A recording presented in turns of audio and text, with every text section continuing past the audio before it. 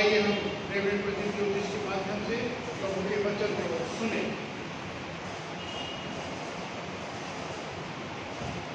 Praise the Lord, praise the Lord. Praise the Lord. परमेश्वर का धन्यवाद हो। एक बार फिर से हम परमेश्वर की आराधना की स्तुति करने के लिए उसके इस पवित्र मंदिर में उपस्थित हैं और आज जो संदेश परमेश्वर मुझको और आपको देना चाहता है, इस संदेश के माध्यम से एक जिम्मेदारी को, एक कर्तव्य को और एक बड़े कार्य को परमेश्वर मुझको और आपको सौंपना चाहता है।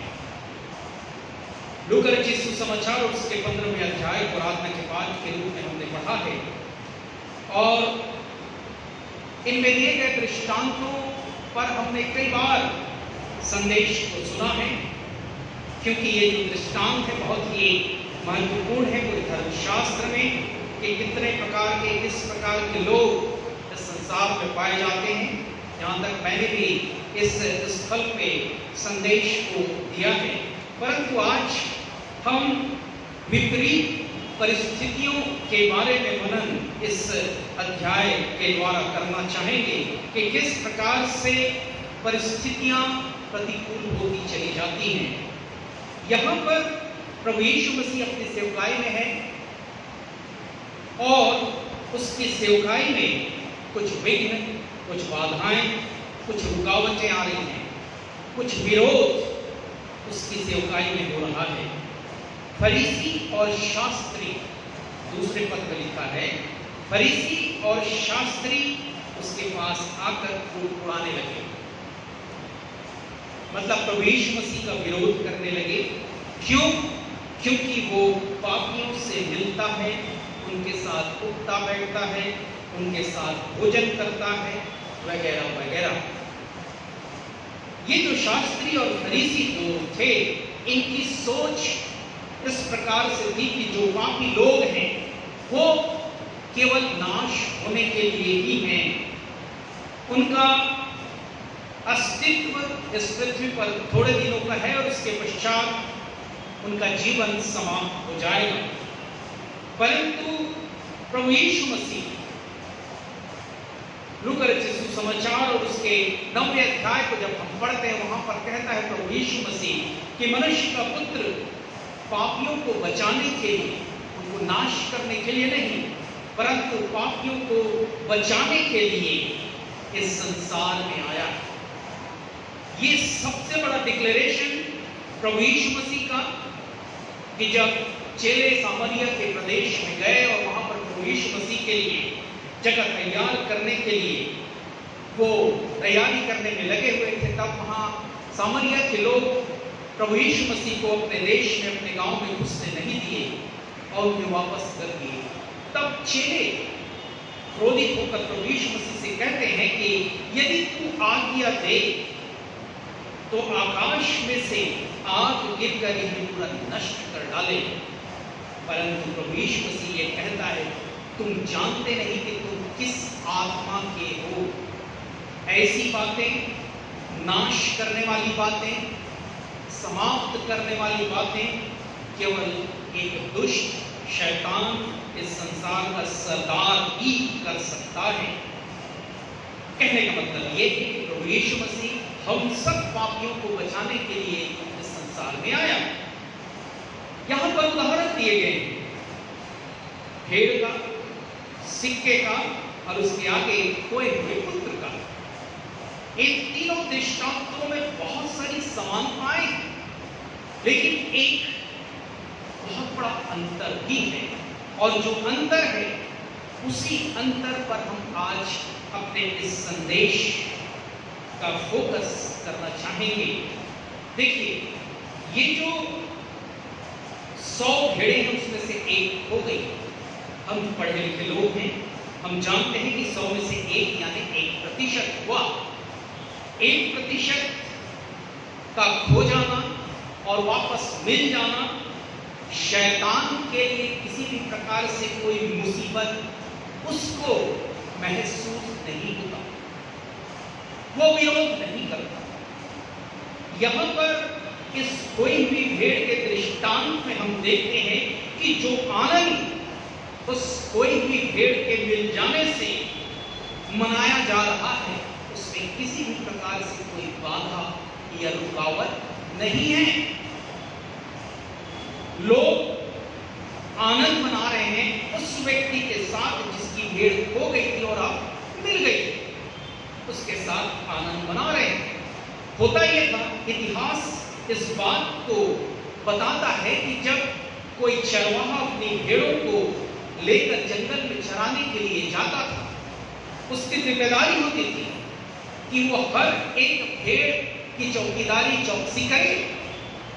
यदि उनमें से कोई एक खो जाए तो उस चरवाहे को इस बात की इजाजत नहीं होती थी कि उस एक खोई हुई भेड़ को छोड़कर वो गांव में प्रवेश कर सके।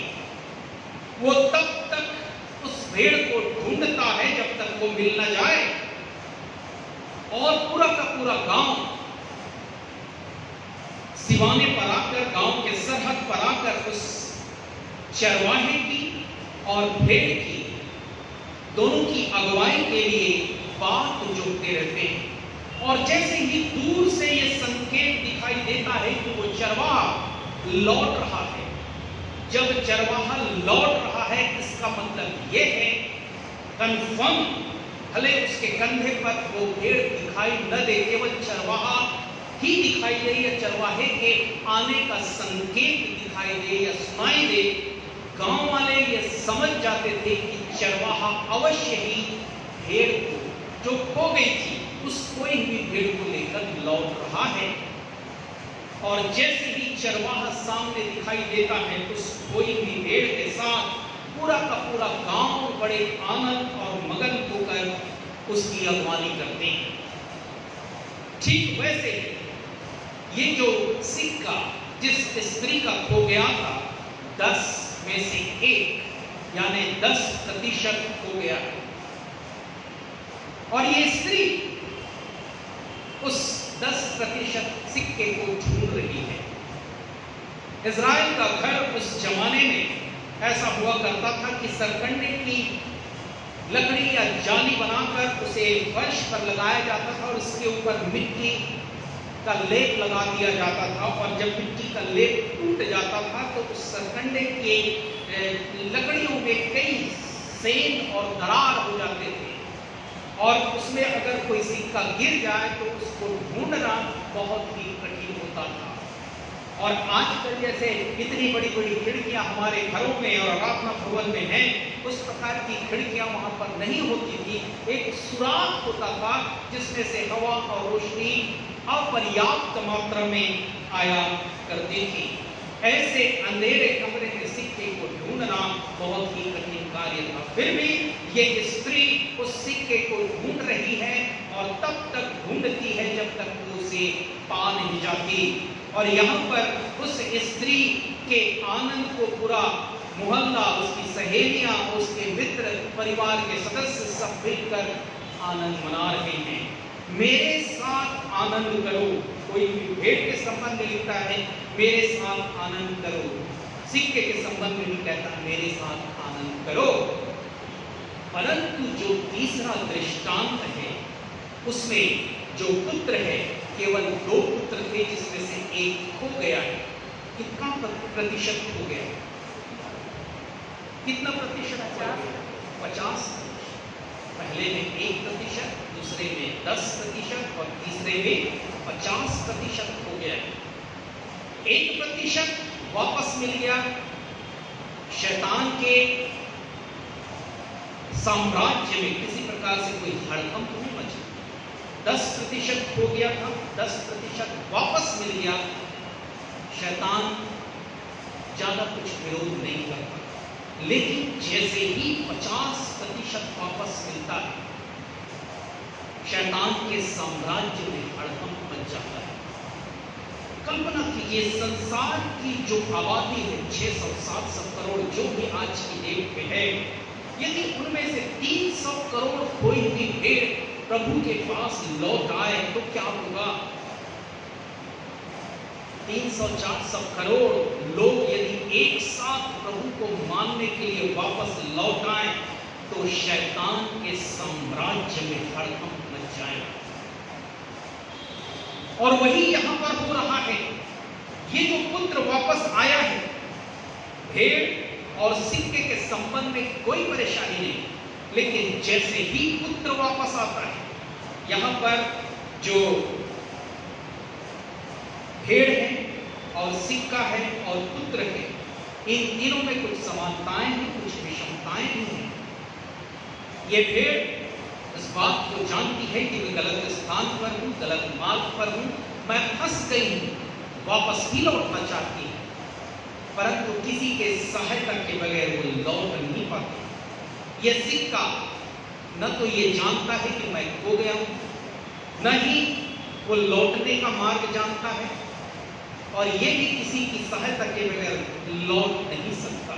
परंतु ये जो पुत्र है, जो पिता के लिए बहुत ही महत्वपूर्ण है, ये भी जानता है कि मैं गलत स्थान पर हूं, गलत रास्ते पर हूं, लौटने का मार्ग भी जानता है, लौटने का स्थान भी जानता है, और बिना किसी की सहायता के वो लौटता भी है। बिना किसी की सहायता के जब वो लौट रहा है, तब उस पिता के घर में आनंद मनाने की तैयारियां की जा रही हैं। और जब इस 50% के वापस घर आने से जो आनंद पिता के घर में मनाया जा रहा है, यहां पर एक रुकावट आ गया। उस पुत्र का बड़ा भाई वहां पर पहुंचता है। उस बड़े भाई के माध्यम से शैतान यहां पर उस खोए हुए पुत्र के लौटने का विरोध कर रहा है। देख, मैं इतने वर्ष तक तेरी सेवा कर रहा हूं और कभी भी तेरी आज्ञा नहीं टाली, तो भी तूने मुझे कभी एक बकरी का बच्चा भी ना दिया, और मैं अपने मित्रों के साथ आनंद करता। पिता और बड़े पुत्र के बीच में चर्चा हो रही है।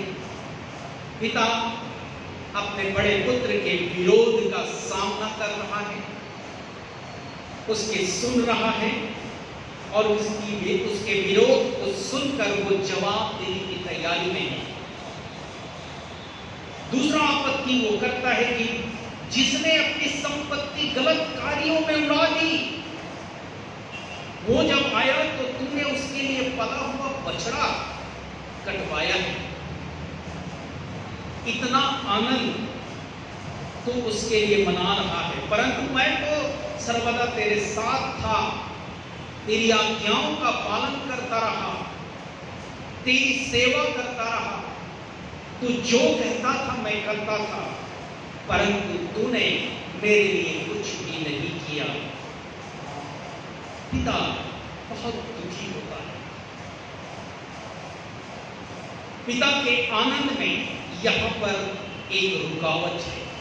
जो संदेश आज परमेश्वर मुझको और आपको देना चाहता है, वो है परमेश्वर का आनंद।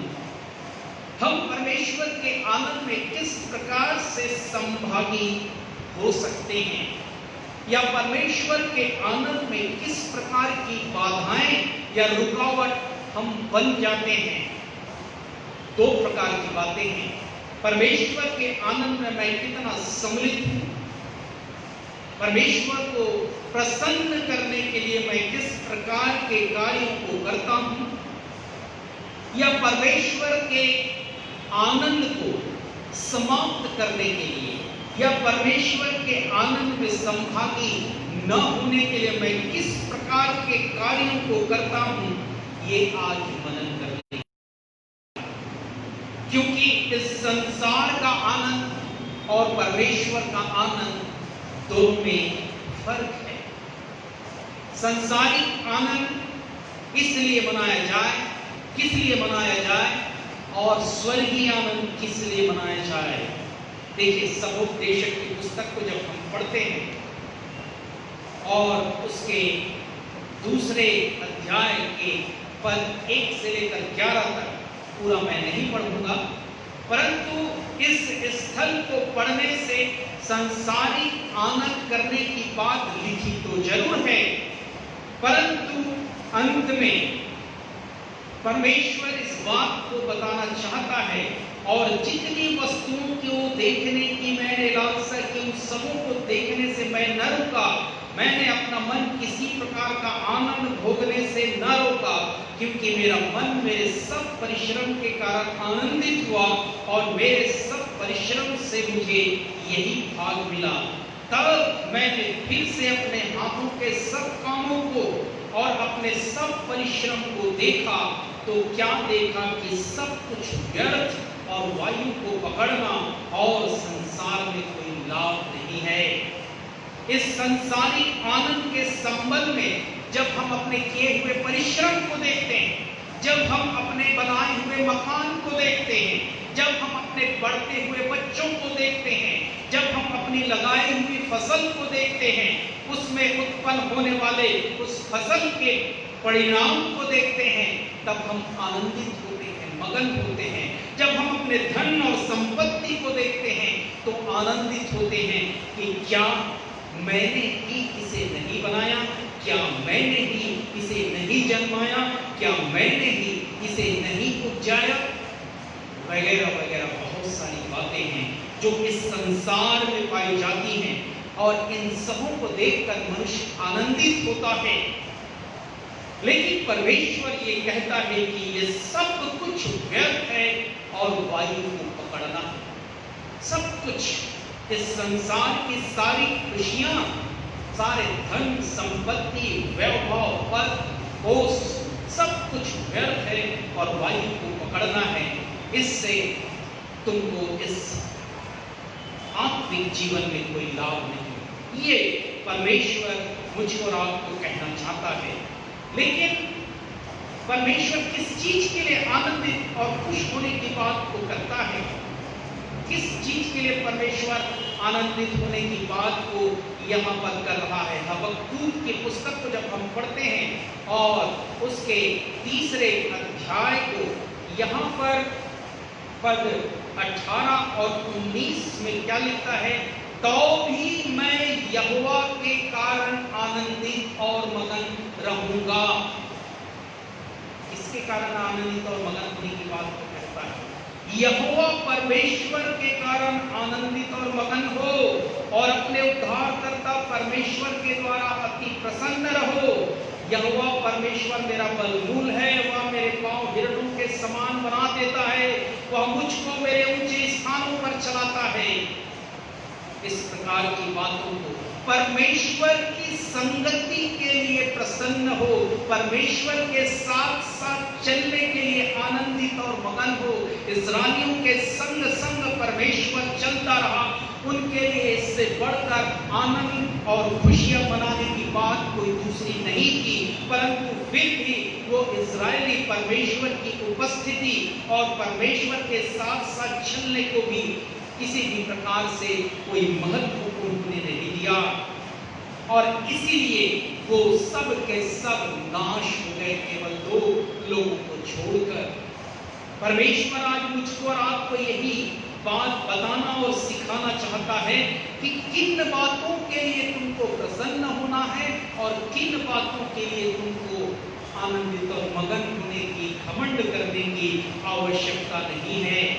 देखिए, सपनिया की पुस्तक और उसके 3 अध्याय को जब हम पढ़ते, वहां पर 14वें पद से लिखता है, हे सियोन ऊंचे स्वर से गा, हे इस्राएल जय जयकार कर, हे यरूशलेम अपने संपूर्ण मन से आनंद कर और प्रसन्न हो, यहोवा ने तेरा दंड दूर कर दिया है।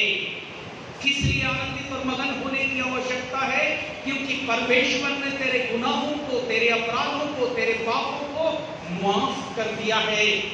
इसलिए तू आनंदित हो, मगन हो, जय जयकार कर, चिल्ला। जितनी ऊंची आवाज से तू परमेश्वर की दुहाई दे सकता है, उतनी ऊंची आवाज से तू जय जयकार करके परमेश्वर को धन्यवाद दे, क्योंकि तेरे परमेश्वर ने तेरे दंड को, तेरे पाप को, तेरे अपराध को क्षमा कर दिया है।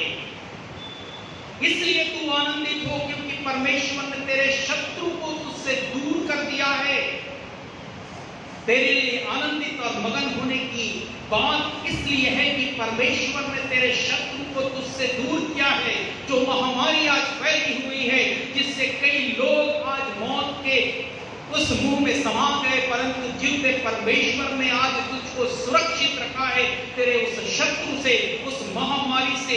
इसलिए तू परमेश्वर का धन्यवाद कर, परमेश्वर के लिए आनंदित होकर जय जयकार करते हुए तू परमेश्वर को धन्यवाद दे। परमेश्वर आनंदित और मगन होने की बात, उनके विषयों के बारे में आज मुझको और आपको बताना और सिखाना चाहता है। इसलिए भी आनंदित हो कि इस्राएल का यहोवा परमेश्वर जो राजा है वो तेरे बीच में है।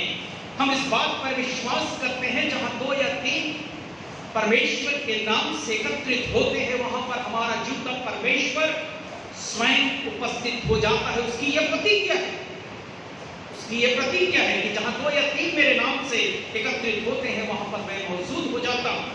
परमेश्वर आज इस वचन के लिए, इस प्रतिज्ञा के लिए आनंदित और मगन होने की बात को मुझसे और आपसे कहता है कि तेरा जीवता परमेश्वर तेरे बीच में उपस्थित है, इसलिए मगन हो, गा, खुशियां मना, आनंदित हो, क्योंकि तेरा जीवता परमेश्वर तेरे बीच में है।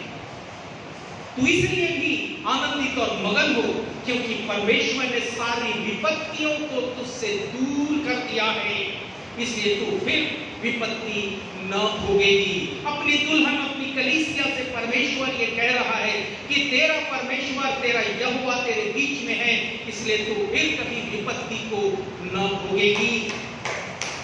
इस परमेश्वर की प्रतिज्ञा के लिए, परमेश्वर के जीवित वचन के लिए, परमेश्वर के इस कलाम के लिए आज आनंदित और मगन होने की बात को मेरे और आपके लिए परमेश्वर कहता है।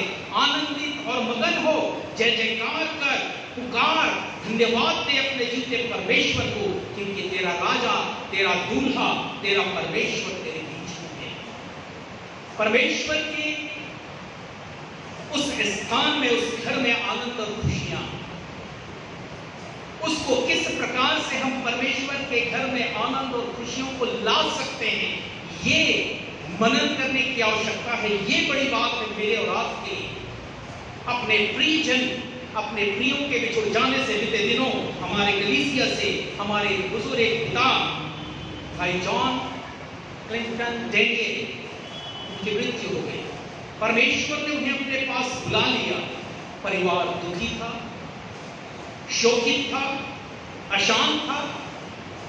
वहां भी इसी संदेश को हमने सुना कि हमको किस प्रकार से परमेश्वर के आनंद की चिंता करनी है, किस प्रकार से हमको परमेश्वर के आनंद को बढ़ाने के लिए, उसके घर में, उसके परिवार में परमेश्वर के आनंद को बढ़ाने के लिए प्रयत्नशील रहना है। ये महत्वपूर्ण है बल्कि इसके कि हम अपने प्रियजनों के बिछुड़ जाने से दुखी हो, शोकित हो और चुपचाप अपने घरों पर बैठ जाएं। परमेश्वर का वचन कहता है आनंद करना और मगन होना चाहिए कि क्योंकि यह तेरा भाई मर गया था, फिर जी गया है, हो गया था, अब मिल गया है। ये आनंद करने का विषय है कि हमारे वो लोग जो खो गए, जो बिछुड़ गए, जो भटक गए, उनके वापस आने से जो आनंद और खुशियां परमेश्वर के राज्य में होता है, ऐसे लोगों को वापस लाने के लिए मुझ पर आपको प्रयत्नशील रहने की आवश्यकता है। परमेश्वर के आनंद में अपने आप को सहभागी करने की आवश्यकता है। उस गीत को हम गाते हैं, कौन सा नंबर का है? 370 नंबर का। गाइए तो इसको। प्रभु का आनंद है मेरी ताकत, संसार में यीशु है मेरी ताकत, वो मेरा आनंद कर दिन में, वो मेरा सहारा है, वो मेरा आनंद हर एक दिन में, वो मेरा सहारा है। जब मैंने सोचा मैं अकेला हूँ, तब प्रभु यीशु ने मुझसे कहा, जब मैंने सोचा मैं